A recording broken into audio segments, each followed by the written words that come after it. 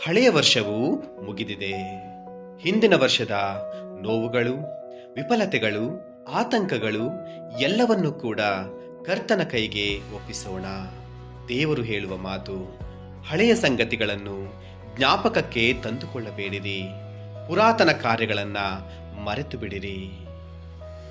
ದೇವರು ಹೊಸದನ್ನು ಮಾಡುತ್ತಿದ್ದಾನೆ, ಕಾಣುತ್ತಿದೆಯೇ? ಆತನೇ ಮಾರ್ಗ ತೆರೆಯುವ ದೇವರು. ಇಗೋ, ನಾನು ಹೊಸ ಕಾರ್ಯವನ್ನು ಮಾಡುವೆನು.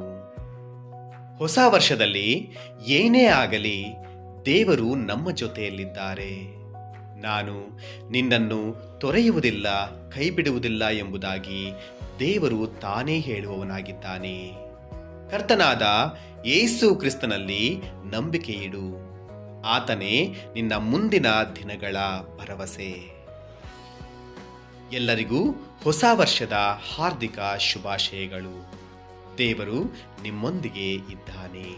ಈ ಹೊಸ ವರ್ಷದಲ್ಲಿ ದೇವರ ಕೃಪೆ ಮತ್ತು ಶಾಂತಿ ಸಮಾಧಾನ ನಿಮ್ಮ ಮತ್ತು ನಿಮ್ಮ ಕುಟುಂಬಗಳ ಜೊತೆ ಸದಾಕಾಲವೂ ಇರಲಿ. ಆಮೆನ್.